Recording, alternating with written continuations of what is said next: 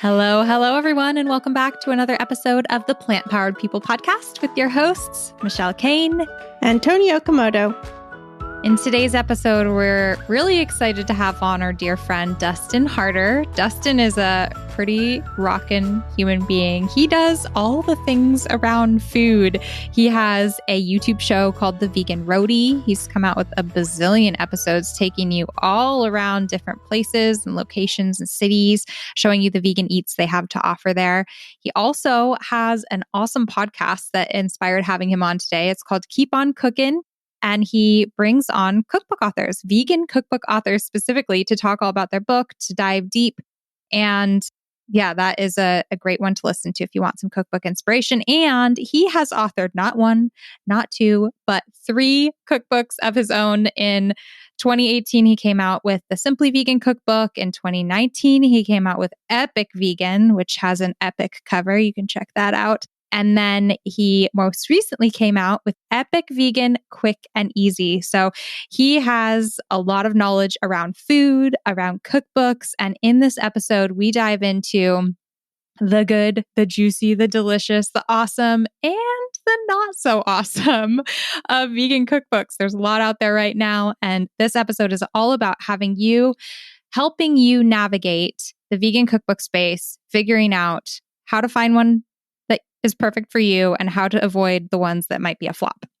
He's also a generally nice person, and this is only the second time we've communicated with him that we have an episode on his podcast, but he just is this warm personality, and if you go over to his podcast, you will immediately love him as we do as well. Yeah, he's funny too. Dustin, you're awesome. Now let's cue the show. But first, an episode about cookbooks would not be complete without a holler to our sponsor of this episode, Better Than Bouillon, which is an essential in my pantry, in Tony's pantry, and I'm sure Dustin's too. I'm sure Dustin's. I feel like if you're vegan and you cook, hopefully you've discovered Better Than Bouillon because it is an absolute essential. Instead of buying cans of soup broth or containers of soup broth that are not recyclable and are mostly water, you can get a condensed broth that you mix with water at home. And that is bouillon. And Better Than Bouillon is our favorite. It's our favorite. It comes in a little glass jar and it is packed with a bazillion servings.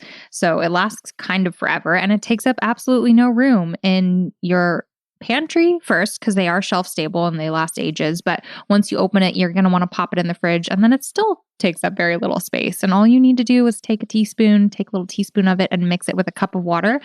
For each cup of water, you use a teaspoon of bouillon. And you can make soups, you can make stews, and you can also use it for cool things like marinating tofu and veggies and all sorts of other stuff. We love Better Than Bouillon. And it's really cost effective. It's usually $4 to $6 for 36 servings. And that is a pretty affordable thing. Plus it, of course, doesn't take up too much space in your pantry. So definitely check them out. They are available at many, many grocery stores, likely your local grocery store, but you can find their store locator at betterthanbouillon.com. And one of the cool recipes that is actually from our cookbooks, we have to give it a shout out, is the fettuccine Alfredo. You can get the recipe in the show notes. We have it both on Tony's website and on World of Vegan, on Plant-Based on a Budget and on World of Vegan. And anytime a recipe calls for broth, vegetable broth, you can substitute bouillon and water. So definitely check that recipe out. It's one of our favorites ever. It's creamy fettuccine Alfredo. Hi, Dustin. Welcome to the Plant Powered People podcast. Hello. Thank you for having me. Thanks for being on. We're so excited to chat with you. We've already given you your intro, so everyone knows all about you. But first, tell us where you're calling from. Yes, I'm calling from Atlanta, Georgia. I'm in my little home office / gym / whatever the room needs to be at any given time, guest bedroom, giving you a ring, Atlanta, Georgia. Is that where you're from? No, I'm from Michigan, but I was New York's really home. I was in New York City for the last 20 years. Did you just move? We moved probably about a year and a half ago. It was right before the pandemic started. Oh, that's good. That's good. I imagine finding a home during the pandemic was a challenge for people who had to move. Yes, especially right when everyone started moving. I can only imagine. I mean, we ended up buying a condo in Atlanta sort of right after the summer, and even that, I guess the market's crazy. I don't know. It's the first home I ever bought, so people say stuff like that, and I'm like, sure. Okay, so you're from Michigan, spent a lot of time in New York. How long have you been veg? I have been veg for about, I want to say 12 years now. Whoa, cool. Yeah. And was it easy for you? How did that happen? It wasn't. And what that means is when I first went vegan or started exploring it, I got really caught up in everyone's opinion on what I should be doing and what I shouldn't be doing.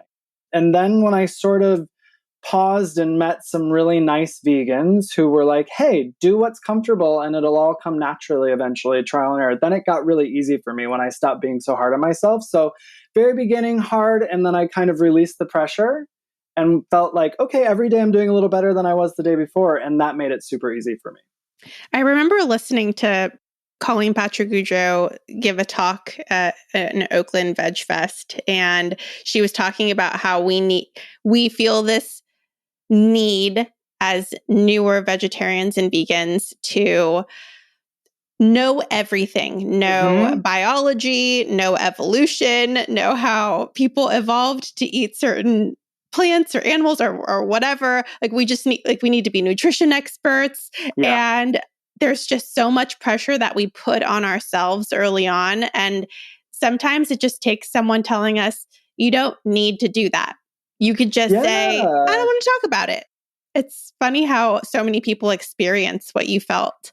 And taking a moment to sort of celebrate whatever small changes you're making every day. Even still, sometimes I eat like food that isn't as healthy as I would like it to be. And if I get really hard on myself and I pause and I go, hey, 5 years ago, you wouldn't have eaten this much kale in a day. So like you're making bigger steps. You know what I mean? Like I have to, or like whatever it is, I have to be like, I'm making better choices than I did even a month ago or a year ago. So sometimes you just have to pause and celebrate whatever that change is, that small changes that you've made. That is so true. I didn't even know what kale was before I became vegetarian. To be honest, I'd never had it in my life. And so the fact that it makes a regular appearance in my smoothies or stir fries is really something. And I have to remember that when Michelle and I are doing a video on what to eat vegan at Burger King, I have to remember that, hey, I did have kale this morning in my smoothie, so it's all good. It's wild. I remember sort of faintly hearing about kale. The crazy hippies ate kale, I guess, is what I thought. And I thought it was something that was only specific to people who lived on a farm and grew their own things, But now I can't imagine my life without kale. But I sort of had the same experience. It was unfamiliar to me when I first went vegan. And what was the family situation? Was your family on board? Were they accommodating, supportive, respectful? Or did you have the more familiar story, which is people were like, oh, this is a phase, or what are you doing? Or why are you doing this to me? Yeah, I'd say it's been a mixture. In the very beginning, I come from a meat and potatoes family. And I remember in the beginning, like a lot of people who go vegan and start cooking, they're like, I want to make this for you and I want to do that. And my family was weirded out by it. I remember my mom would be like, I'm not eating tofu. I've finally gotten her to eat tofu. And things like I'd come home for Thanksgiving, and this was even after my first cookbook came out, she'd be like, but you'll help with the turkey, right? And I was like, I don't know how to explain that I'm not going to help you cook a turkey anymore. You know what I mean? So it took time, but I wouldn't say they were always supportive, sometimes a little weirded out. But my whole philosophy has been like, let people be weirded out and don't judge them for being weirded out. And that way, hopefully, when they're curious and they want to ask questions, they'll ask you questions. And when they ask those questions, you can answer them at that time, Yes, Michelle actually had that situation happen a lot of times around the time we came out with the cookbook. People who were sometimes even maybe not disrespectful, but just not the most supportive came out of the woodworks and were like, hey, I watched this documentary. I see you have a cookbook coming out. You've always been really nice. Can you share information about this vegan stuff that you've been doing for quite a while. It's really great when people want to know, and then they came to her too because they're like, you're nice and I like your content, so like they felt comfortable asking, right? And that's sort of the beauty of it, creating that sort of safe place for people to not feel intimidated by the whole vegan aspect of it, you know? Oftentimes when you push, people push back. And if you just Yeah. stop pushing and just live, then people get a little curious. And that is, I know Tony, myself, most people who I know have been plant-based for a while or vegan for a while started out really passionate, a little pushy, maybe a lot pushy, and then evolve over time realizing like that doesn't really get anyone anywhere. No one wants to be pushed in any direction, but people will gladly learn and have conversation and explore if they feel like it's their choice. So that's really cool. That's exactly their choice. So that's a great way of saying it, when they feel like they're kind of leading the conversation and they feel a little more comfortable and not like you're coming at them. I had a friend ask me the other day, how do I talk to my dad about this? I just watched Seaspiracy. I know you guys probably experience this. Every time there's a new documentary out, there's a new flood of people and they're like, well, how do I tell everyone about this? And I'm like, you can just tell them you watched a great movie and they should watch it. Like, that's a great way to do it. Yeah, Netflix makes it really easy on us. We don't have to be like, go find this niche documentary that you have to order from some obscure place made by some weirdo. Like, these are mainstream films now. All you have to be is like, check out your hottest Netflix things that are probably on that top bar. And it's right there.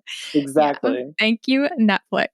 And not only Netflix, but why we brought you here today is to talk about cookbooks, which are kind of doing the same thing. Like years ago when we all started going vegan, it wasn't like you walk in the bookstore and there's an entire section of vegan plant-based cookbooks. No. You had to hunt. And there were a few, usually there were no photos.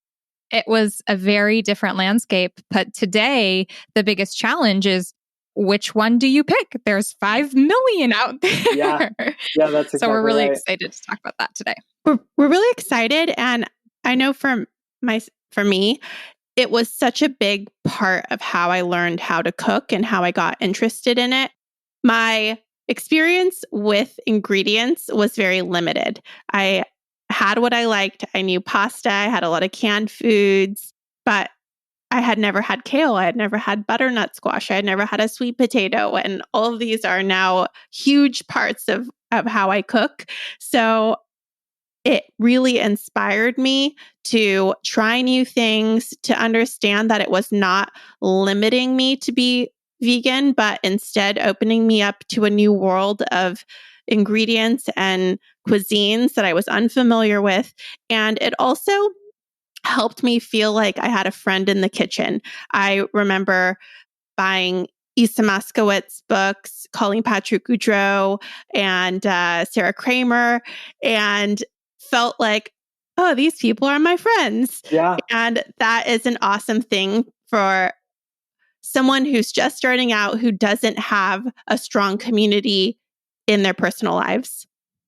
Absolutely. Yeah. It's books are cool like that, because cookbooks specifically, because it really is a timestamp sort of what the author's doing in their kitchen, in their life at their time, or how they're explaining a lot of instances in some of them, how they're explaining how they initially went vegan and how they navigated that as well. So that's where I really love the vegan cookbook landscape, especially back in the day when I was first going vegan, because a lot of the books were geared towards like, here's how you do it, you know? Yeah, I'm actually holding your book in my hand. It just came out. It's epic, vegan, quick and easy, simple, one pot and one pan plant-based recipes. I hope everyone goes out and buys it. It's really beautiful. But some of the things that I'm looking for in a cookbook are photos. Check. You have a million of them. They're beautiful. Affordability, accessibility, not 5 pages worth of directions. Oh my goodness. Or ingredients. And so I appreciate all of those things about your book and about a lot of the cookbooks that are coming out. There's really a niche for everybody. If you grew up eating a specific type of food, now you can find vegan specific type of food cookbook, and it's amazing. Yes. It's so cool that The vegan cookbook market is just full of exactly that. It's kind of like deciding what your goals are when you first go vegan, or that thing that you think you're going to miss, and then you can search for it and you can definitely find it. Yes. And you, better than anybody, have so much experience. Not only are you a cookbook author yourself, but you also talk a lot about it on your podcast. So what are some things that you are really glad that have changed in the past few years for cookbooks? I know photos, definitely. Yeah, photos for sure, and accessibility. I mean, that's sort of the thing. Like Michelle was saying earlier, it was like the market wasn't, there just weren't the sort of books, or maybe Tony, you said it. One of you said it. You were saying there, when you They were first went hippy vegan, dippy books. yeah, and what's cool on my podcast, so my podcast, Keep on Cookin', it's all about vegan cookbooks, and y'all have been on it with your very fabulous book, The Friendly Vegan Cookbook. And I always talk to the authors about what their first vegan cookbook was, because it's so interesting to me to find out like what those books were, what they first gravitated towards. And now on the market, that is sort of the cool thing about it. The thing that's changed is you can access anything. If you're looking for plant-based for weight loss, or plant-based for a beginner, or vegan comfort food, or you want whole food plant-based, or budget cooking, or instant pot cooking, or air fryer cooking, you can all find all of that stuff in a vegan category now. And that's sort of the nice thing about it. And websites, not just Amazon, not just Barnes and Noble, lots of independent book websites, they all have reviews now, and there's lots of different vegan forums all over the internet. So you can actually find advice, like true advice from people, or feedback on books that they've really enjoyed. Libraries now have vegan cookbooks in them. I get pictures every now and then of people that buy an extra book of mine and they donate it to their local library. And nothing makes me like more excited than seeing that, because that's for somebody who maybe can't afford to buy a cookbook, right? And they'll go take out a library book. So what's changed is the accessibility of it, right? It used to be so limited, and now it's just this wide array of availability. It's so cool. I'd like to shout out the library, because that's where I learned how to cook. I used to check out books in the library. I didn't have a lot of money, and so investing in a cookbook was a big deal for me. And it allowed me to check out a bunch of different books, try out some of the recipes, and decide which one I could invest in. And that's how I got my first 3 cookbooks. And I was able to test them out. And actually, Michelle and I were talking about this earlier, but sometimes you go into a cookbook, and we don't have to name names, and you go buy all of the ingredients, and it just doesn't turn out the way you want it to. Sure. And that's good to know before you spend your hard-earned money on a book. Have you ever had that experience? Oh, yes, I've had that experience, and it's very disheartening, especially when you're a cookbook author, as you both know, and you go and you do something and it doesn't turn out, and you're like, I literally followed every instruction I can follow a recipe, and I followed that to the T. And I've done some where I've done it 2 or 3 times to be like, is it me? Am I doing something wrong? And I love that you say investment in the library, because that's a perfect way to find out if a book is right for you. And then it is an investment. Some people don't want to have 20 cookbooks in their house. They want to have 3 cookbooks they can lean on and depend on. And guess what?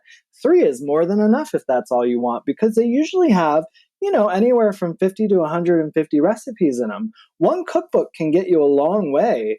So it is an investment to make. And I will tell you, the first couple that I got, to this day, I return to them over and over again. And one of them is just falling apart. The pages are just falling apart. I should actually probably buy a second copy of it, because the pages are just falling out of it. What book? We need to know. Everybody's favorite. It's Chloe Coscarelli. It's Chloe's Vegan Kitchen. Yes, that's my favorite too. That is the book that I've cooked the most out of besides my own cookbook.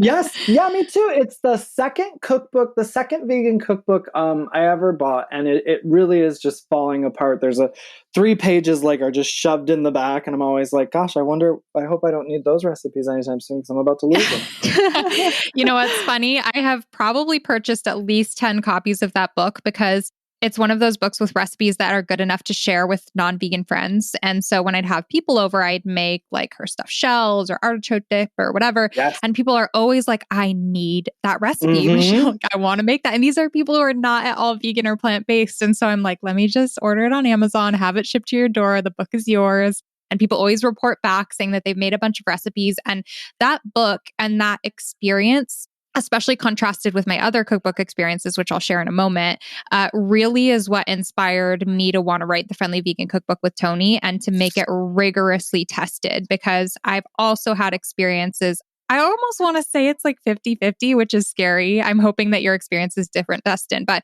a lot of times I'll have a new cookbook. My work being food blogging, I get sent a lot of cookbooks. I'm very fortunate in that sense. And when I go to try one out, I pick a recipe that looks good. And I've had a scary number of experiences where that first recipe I make is very not good. Yeah. and it makes me not only definitely not want to make anything else from the book, but also not want to donate the book, not want to share the book, not want to give it to a friend, not want to give it to a library, because I don't want someone else to have a bad experience. So it just kind of like gets hidden in a corner of my garage. Totally. Because what do I do with that RIP vegan book? But RIP vegan book. That's like, I think the word is foolproof, right? We want foolproof. Yeah. And I have gifted that Chloe Coscarelli book as well. It's just such an easy one. And it's so welcoming. Again, those words, welcoming, accessible, delicious. It's budget friendly, all those things. So I love it. So that people know if they're first time buying a book, like what's the likelihood that they're going to try a recipe and it's not going to come out in your experience? I don't think, I'd say they should be in my experience, it hasn't been 50-50, I'm happy to say. It's maybe been 20, maybe 30-70, 30% not turn out. But I'm also, and you're probably like this, when I'm reading it and I start cooking, I'm like, well, that's not going to work. You know what I mean? Yeah. So, and everyone's brain isn't like that. So sometimes I'll let it play out and I just let it go. And other times, like, I'm like, well, this was my dinner for the night and I don't have time for this. I need to like fix this. You know what I mean? Right. So my brain thinks a little differently, I think, because I'm just like, oh, what did they do? You know what I mean?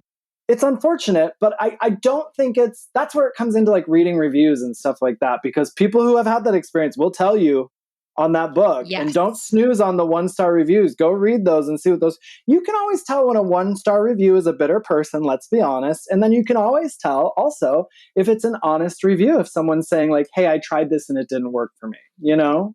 Also, what we learned through the recipe testing process is that food is so personal. It is something that your personal preferences could be different than the 500 other people who've tested that same recipe. What we were experiencing during our recipe testing process, where people were like, oh, too much salt, or someone else saying not enough salt.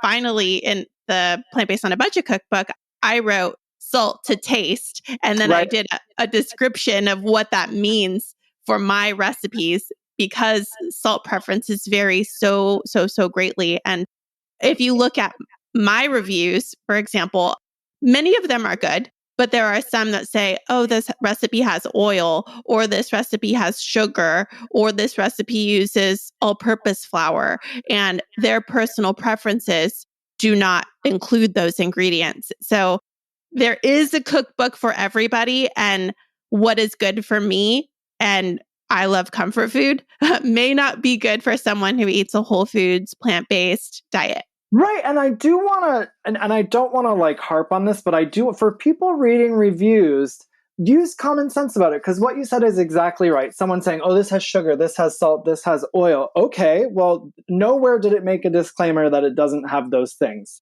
I don't want to gloss over the review section because, it's so interesting. It's preferences, like you say. So I want people to keep that in mind when they're reading these reviews. My first epic vegan book is all about these over-the-top food combinations. Nowhere on the book does it say it's a health food book. On the front of the cover, it is a burger piled with mac and cheese, barbecue sauce, carrot bacon. It's a double-stacked burger. And I kid you not, I have reviews that are like, I had to return this. This is not a healthy cookbook. So there's people out there, right? The people out there that think that just because it's vegan, it's healthy, all that stuff like that, and I will say, though, it is a more healthful option than a double stacked traditional burger with meat, but at the same time, it's people. I don't know why that person would have ever ordered that cookbook to begin with. You know what I mean? So when someone's making a comment on yours, Tony, about, no, well, this has oil, this has sugar, this has all that, that's definitely their preference. And people who are seeking books and reading reviews, they have to have the common sense to sort of sort that stuff out of it, right? Because unfortunately, those reviews just aren't true. There's one on my first cookbook that says, this book has mayonnaise and it says it's vegan. I kid you not, in the book, it even says vegan mayonnaise in the recipe ingredient list. It's just crazy. And that person left a 1-star review on the book. And it's just so baffling to me. Yeah. But so just everyone, be conscious when you're reading the reviews, because some of them are very beneficial and very helpful, and people leave very thoughtful reviews, both good and their honest opinion that may not be so good, but they are really helpful if you can sift through all of that. Yeah. And for those who are users of cookbooks, it's kind of a helpful reminder to look for a cookbook that's a good fit for you. If you are whole foods, plant-based, following like Dr. Esselstyn's heart attack proof diet, just because something's labeled vegan doesn't mean it's a book for you. So I think trying to give people the benefit of the doubt, they're probably going into this as brand new, not really fully understanding what vegan is or even the difference between vegan and plant-based. So I think there's just a lot of confusion around those words. And if any of you listening have a sense of that, where do I go? What cookbook is for me? There are keywords that you can look for in the description, the title, and then of course, like if you can see, some cookbooks will show you examples of the recipes, but if you're looking at a cookbook that says vegan and has a picture of a juicy burger, probably that's not a cookbook that's all about getting you to reverse heart disease and type 2 diabetes. But if you're looking for something that's maybe saying like plant-based, oil-free, those keywords will be on the book. So you can find exactly what you're looking for and try and do that ahead of time. And if you get a book that's not what you were looking for, maybe return it and don't harm the author unless you're making recipes and they're just not coming out, in which case I think it's so necessary. Like it's almost like a Yelp review for a restaurant. Yes, I'm so I agree. grateful to be able to have the heads up of like, these don't even come out, because there are a lot of cookbooks like that. And I'd actually love to hear your experience, Dustin, because the cool thing about your podcast is you talk to all these different vegan cookbook authors and really dive into their experiences. And I know from talking to a lot of cookbook authors as well that there's a huge range in how much effort, recipe testing, time, knowledge, experience, skill, expertise, thought, care, love goes into each recipe in a cookbook. Some people are just like, I want to write a book, throw together the recipes, not even having them tested, get it published, get it out. It's selling based on the cover. That's what it is. And then other people are like, this is my baby. I'm going to... That was one of the things that drew me to Chloe's book. I went to her book signing in San Francisco when it first came out, and she was there with her mom, and she was talking about how a lot of these recipes are inspired by her family's recipes that she's been cooking since she was a child, but also how she and her mom would be in the kitchen testing a recipe sometimes 7, 8, 9, 10 plus times to get it just right. And it really does take, I mean, if you're talking about 100 recipes in a book, to make 100 recipes 10 times each, that is a lot of effort. And there's just corners cut sometimes. So it's good to have a heads up. Yeah, I mean, and I will give another nod to the Chloe Coscarelli tribe in that sense that I was lucky enough to intern with her, and later she became a great mentor of mine. And I helped with a couple of her last cookbooks, and she does not sleep. She will test everything over and over and over, down to the tiniest pinch of salt. And I sort of learned from that. And when I went into my first cookbook, I was on a really tight timeline, and I kind of was like, that's not going to happen. And they were like, well, that's what needs to happen. And I'm not joking then. It was like, I just infused Chloe Coscarelli because I didn't sleep. I was like, well, I'm not putting these things into a book unless I know people can actually make them and be happy once they make them. Because for me, if a cookbook author is putting something out there that could potentially not turn out, you're not necessarily helping, and this is on a bigger scale, but like, you're not doing good for the vegan movement, the vegan cause. If someone's trying a recipe and it turns out poorly, then like, it's so easy for that person to be like, that vegan food isn't good then because that recipe didn't turn out, and that's just not true. Yeah, 100%, 100%. And that's the other thing you mentioned, sort of publishing pressure, which is a thing. Like you can be fully ready to create the book of your dreams and in your heart and recipes that you already know you're going to create the greatest recipes. But when it comes to it, you have a publishing deadline. You have deadlines that you have to meet. So it's just rushed. Or what if things come up in life that you can't predict? And so there are a lot of different systems in place that can push through cookbooks that aren't to the highest quality. And part of the reason why I really wanted to do this episode with you, Dustin, is because I do see it that way. A cookbook can make or break your plant-based experience. It could literally make someone feel disheartened about being able to create food that they are willing and excited to eat in the kitchen and then have them turn away from plant-based living forever. So finding the gold and avoiding the not so good is the key to cookbooks. So tell us your tips. Tell us some things you've loved. Tell us what to look for. Yeah, I think for me, and especially when I first went vegan or when people ask me now, it's the thing we've always been talking about, like, what are your goals, right? Or sometimes it's like, for me, I was meat and potatoes. So I was looking through books like, there's this Mongolian seitan in Chloe's that I make all the time. I make it for myself. I make it for clients because it is just basically like a barbecued seitan rice and broccoli dish. So easy, so delicious, so simple.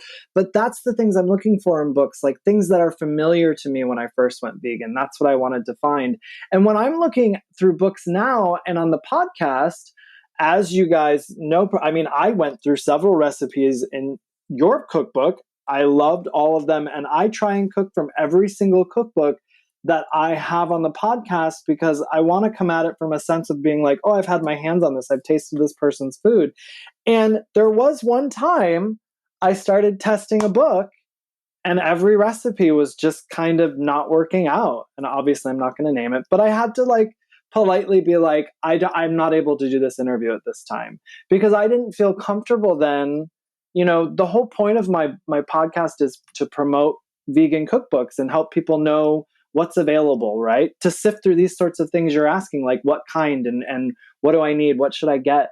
So that's why I created it. And I try and do different ones because of that. In this one cookbook, like they just wouldn't turn out. The recipes weren't turning out. So I had to decline that one. But, again, what people are looking for. If you're a beginner, put those search words in. If it's comfort food you want, junk food, even vegan junk food. They even there's a no waste vegan cookbook now. I forget, Max Lamana, I think his name is. He's got, so if vegan food with learning tips on no waste is your sort of thing you want to get into, that's a great thing to do. Veg forward cookbooks. Think about popular restaurants. Crossroads has a cookbook. Veg in Philadelphia has a cookbook. So many different things that if you're just new to veganism and you maybe hear about it and you're a little intrigued, you can also go online and find sample recipes from those cookbooks. That's a great thing on Amazon now. They list sample recipes all the time, so you can try some of them before you get it too. That's a really good tip. I know if you Google our book, or I'm sure your book, or almost any book, when you come out with a book, part of the media tour that you go on is providing sample recipes from the books to different bloggers across the internet. So you can get a shocking amount of the recipes from a book. Sorry, I know we're promoting cookbook authors here, but you can sample books that way. So if you just put in the name of a cookbook, you'll probably find a lot of sample recipes from it. I really love that. And then you are doing such a gift, Dustin, by doing that. So few people out there, I think, can say they've cooked several things from dozens of vegan cookbooks to be able to say whether they can give it their seal of approval enough to bring the author on, have a conversation, go deeper. And so for those listening, if you want to get a taste of what's out there without buying them and sampling them first, definitely listen to Dustin's podcast, Keep on Cookin'. You have a lot of episodes with a lot of really, really cool cookbook authors. And that's the other thing that's been fun these days that's different from the past in the cookbook world. It used to be a cookbook would come out, and unless you're a chef on TV, you don't usually connect with and know the person who wrote the book. But these days, I feel like most people writing books also maybe have a YouTube channel like you did, Dustin, or have a blog that they've been writing and putting big parts of themselves into. Like, you get to know that author through the book, but also in other ways, which is really fun. And if it is a blogger, you get to know their style of cooking before you get the book, which is great. You know, you can try all of their recipes on their blog and then just know like, okay, I trust this person. I know this person.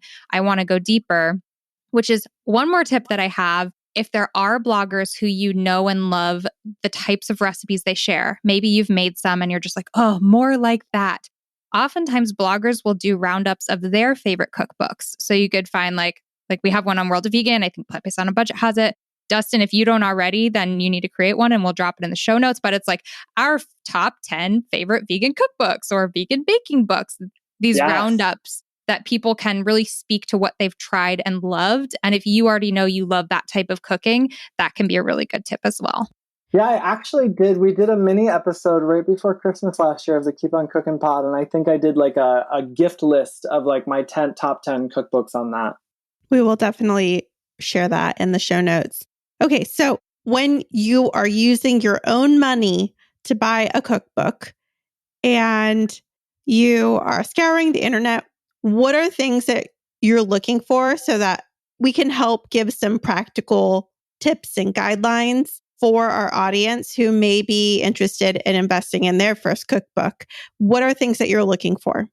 I want to look for something that actually I'm going to look for something that's been out for a while, isn't necessarily just like the popular new item.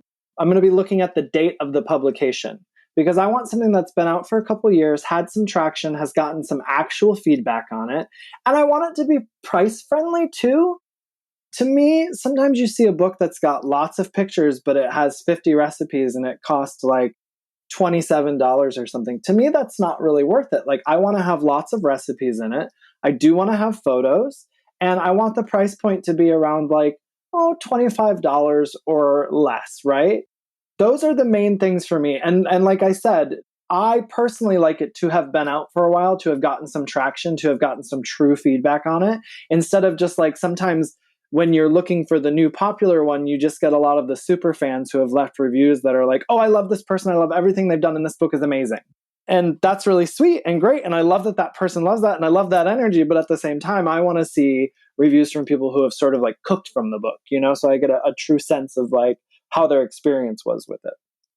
And when you were writing your cookbook, besides the publication date, but what was there an alignment of what you're looking for and what you wanted to give in your cookbook? Always. So even with, I talk about the last Epic Vegan versus the new one. So the last one, Epic Vegan, and then the new one, Epic Vegan Quick and Easy. With both of those, I'm always looking for accessible pantry items, ingredients that vegans or non-vegans, ingredients that non-vegans have in their pantry, regardless of they're curious of being vegan, are never going to go vegan, whatever their reason is. I want them to be able to find a recipe in there where they're like, oh, I actually have everything in my cupboard right now. And I also like to always, there's like 2 to 4 ingredients I always have in my books that are new ingredients, because I do think that books are educational tools, so they're not used in every recipe, but I do like to like push it just a little and be like, hey, you might not have this ingredient, but it is at your supermarket. And also, if you don't have it, maybe you can sub this, which you actually have. So to me, accessibility is always the key. A low price point on pantry, like staple pantry items that you always have. That is our dream too. It sounds a lot like what drove us to write our book as well. I love that. And I'm sure a lot of people listening can resonate as well. I'm so curious, Dustin. I know you have this online. You shared it in your gift guide and we will definitely link that. But I'm just curious to hear some of your all-time favorite ever cookbooks. Of course, Chloe's Kitchen is one that's tattered in your after all you've cooked from it. But goodness. What else? What else has like risen to the top of the huge pile? I should tell you, I'm looking at a pile, like 6 different piles right now. And then in my kitchen, there's of course a huge bookshelf. So the Chloe's Kitchen and then Chloe's Italian Kitchen, also a favorite. I'm just going to shout that out. Isa Chandra Moskowitz, everyone out there, she has tons of books. If you're vegan, you probably have one on your shelf already. And I've cooked from several of them. But my favorite of hers is Isa Does It. Isa Does It by Isa Chandra Moskowitz. I love it, love it, love it. Have you made the dilly stew from that book? I have not, but already I don't really know why good. it sounds delicious. It's got like dumplings. So you make a really quick dough and you put it in the stew and then you put the cover on and it cooks the dumplings. And I just felt like such a top chef when I made it. It's delicious. Oh, I bet. Oh, it sounds so good. It sounds everything in that book. I've made a lot of stuff from there for me and my husband, but also for clients. There was a while I was cooking from there a lot for clients, and everyone loved everything from it. There's I just had it. Oh, Miyoko's Homemade Vegan Pantry. That is when after you've been vegan for a while and you want to go a step further and start making your own mayonnaise or have a pancake mix on your shelf. That is a really fantastic book for the home cook to dig a little deeper and really feel like a top chef, like you're saying, because she just is so friendly and warm. And when she lays everything out for you with like very clear instructions. I mean, I've just started making yogurt. Have you guys made yogurt before? I just started making it. But I started with a base from her book and it was so simple. And then now I've started tweaking it and playing with it. But Miyoko's Homemade Vegan Pantry is a great one. And I'm not just saying it because I'm with you guys, but the Friendly Vegan Cookbook is truly fantastic. Usually I make 1 to 2 recipes when I have someone on the podcast, and yours is so good that I just kept going back to it and making different things. And I've made the pot pie in it many times at this point. Oh, thank you. I remember when you were posting on Instagram, like you made really cool videos too when you were cooking from our book, and we were just like, oh my God. And then I would see you post and I'd be like, I need to make that again now. Well, and let me tell everyone out there, I don't do videos that often. The only time I do videos are when the recipes are not stressing me out. So that means that the recipes in your book are actually very approachable and easy, and then also delicious. So that's great.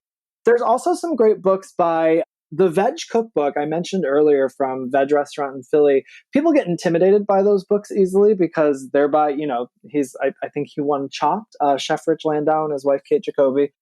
But it's a really fun book for like vegetable forward cooking. So that's always been one that I've really, really enjoyed as well.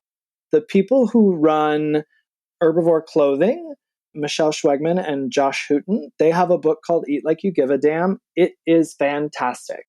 It's actually very much along the lines of the Friendly Vegan Cookbook. Very accessible and like welcoming recipes for everyone. I love it, love it, love it.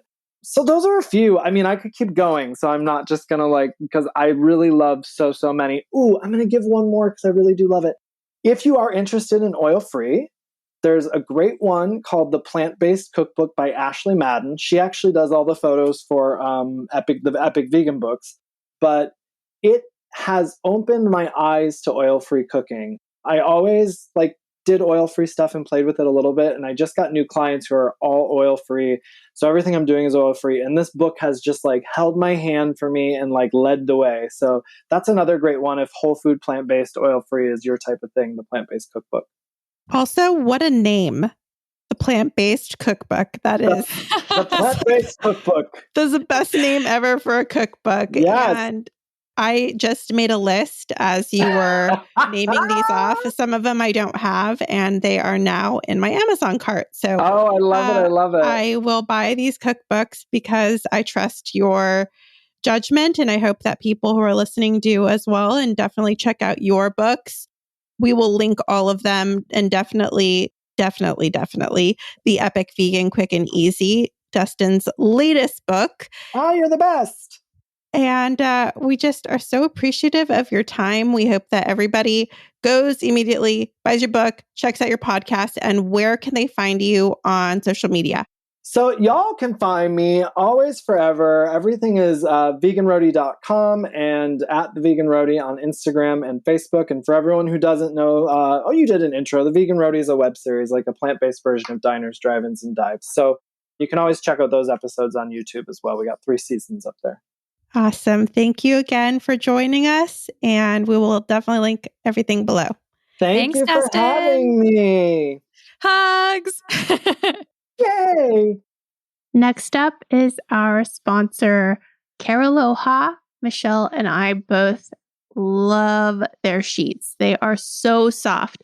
And usually I wouldn't splurge to have fancy sheets in our guest bedroom. I would just have whatever sheets, but we upgraded our bed once we got Eddie from a queen to a king, and we had already had our Caraloha queen sheets. So now our guest bed has these really high premium sheets, and they're so soft, and all of our guests love them. And then we, of course, have some on our big bed, and they're so soft. I can't get over how high quality they are. What a treat. It is so true. It's like the littlest things actually make the biggest impact. And when you curl up at night and get to scoot into the softest sheets, it is luxury at its finest. I think Caraloha is a great spot to look if you're looking for some nice quality gifts to send to friends that also have an eco-friendly slant to them.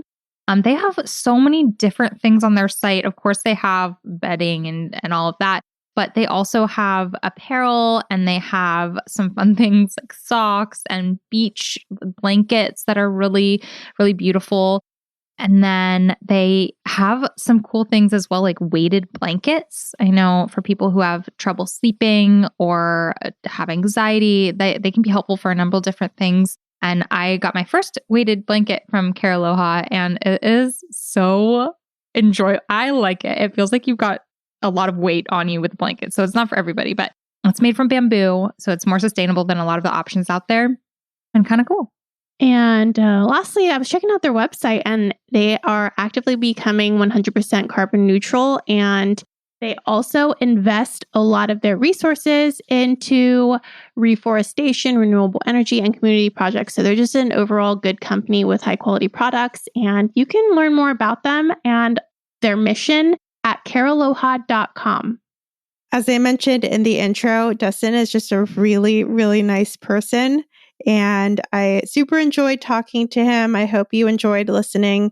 I also wanted to mention, Michelle and I we didn't talk about our favorite cookbooks in the episode. So my favorite 3 cookbooks are The Joy of Vegan Baking by Colleen Patrick Goudreau.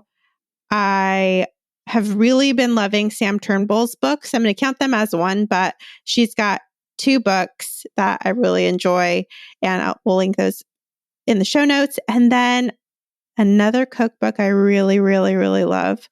I guess actually, let me think on that one for my third and final one. And Michelle, you tell yours.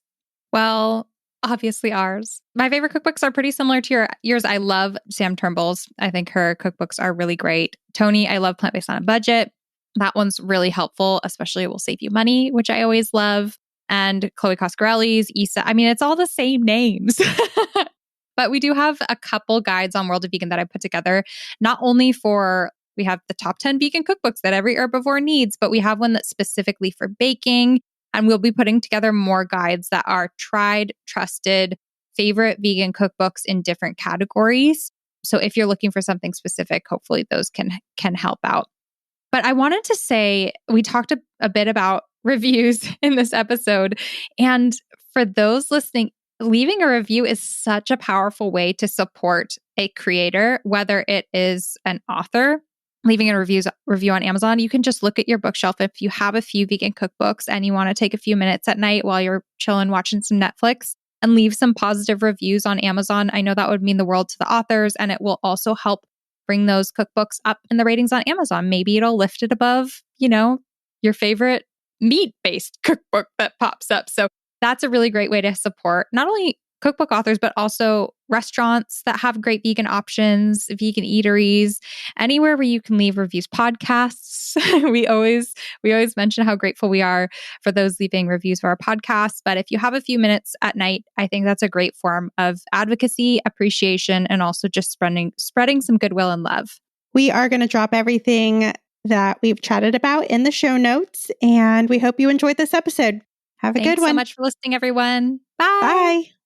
And just a really quick reminder to check out our sponsors of this episode, Better Than Bouillon, which is awesome. If you're cooking from any cookbook, any recipe calls for vegetable broth, you can use Better Than Bouillon and water instead. And that's what I do for essentially all recipes that I make. I never use broth anymore. I use bouillon and water. Thank you, Better Than Bouillon. And a big thank you also to Caraloha. It's the brand that we know and love that makes their products from sustainable bamboo. And you can find lots of bedding, bath, apparel for your own home and to treat yourself or as a gift for a friend at carealoha.com. And you can find more about both of those in the show notes.